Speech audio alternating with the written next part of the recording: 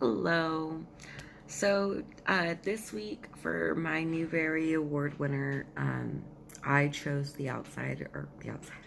Sorry, that was an old favorite book of mine. I chose The Giver, and The Giver by Lois Lowry. She actually wrote the book we read last week, and I think she's slowly becoming my new favorite author.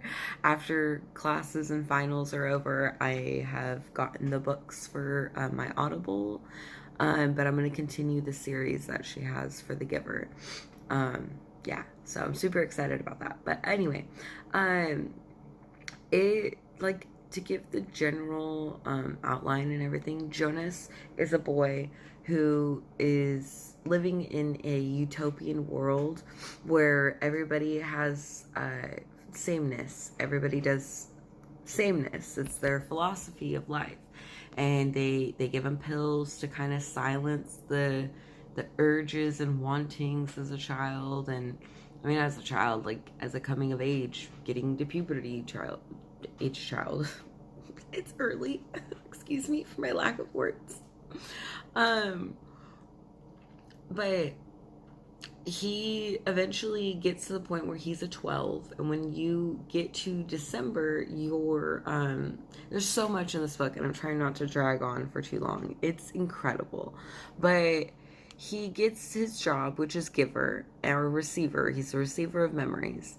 And he starts receiving memories after a year of like all this pain and all this like joy. He's like, I don't understand why people can't, feel that too. So, I mean, I'm giving you spoilers, like, close your ears for a little bit.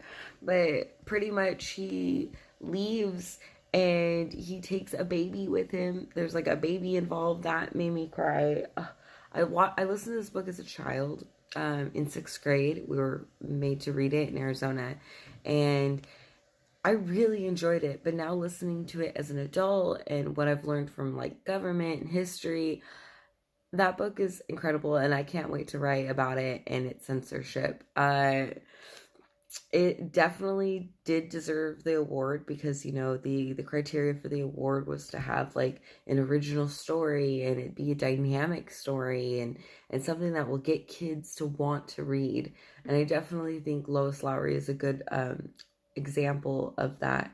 Her style of authorship is very intriguing, so I think she did a really, really great job. The characters were very like, you either felt like you were Jonas at some point in your life, or you could feel for him. It was, even as a child, when I read it as a kid, it struck a nerve that it still struck with me today. So, yes, I think it's deserving of the award.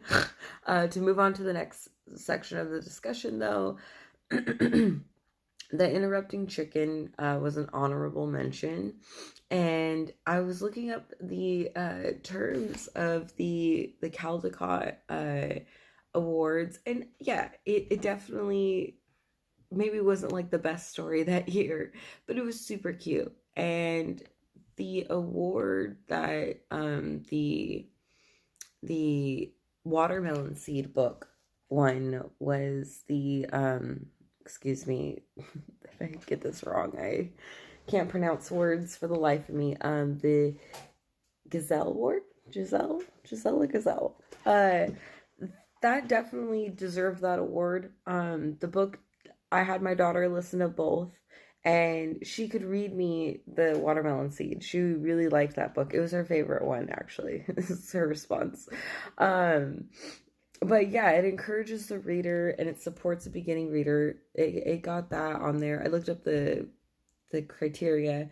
Um, there's intriguing like characters, and there's illustrations that give you clues to the text.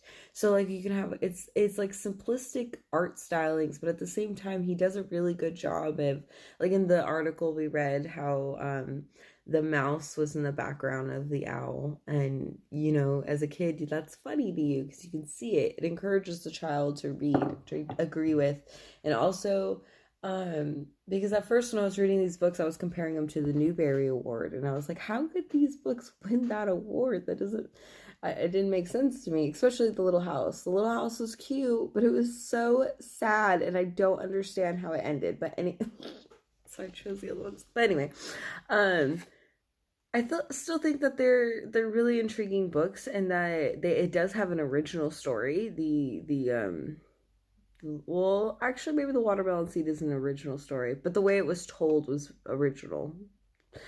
But yeah, so I think those books. I think I'm trying to make sure I hit all my key points here.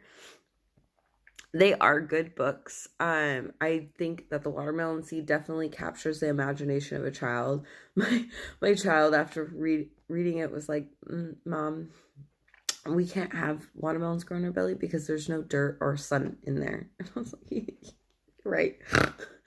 But yeah, and the interrupting chicken, I've yet to show it to my youngest daughter, who is an interrupter, but I'm assuming she's going to enjoy it because they can see themselves in the position of those characters. Like when we read a book, we see ourselves in the positions of those characters. Well, so yeah, subjective. But yeah, so that was my response. I can't wait to respond to the rest of you guys. And I hope you're staying safe. Wash your hands. Stay inside. Okay. Well, have a good week. Bye.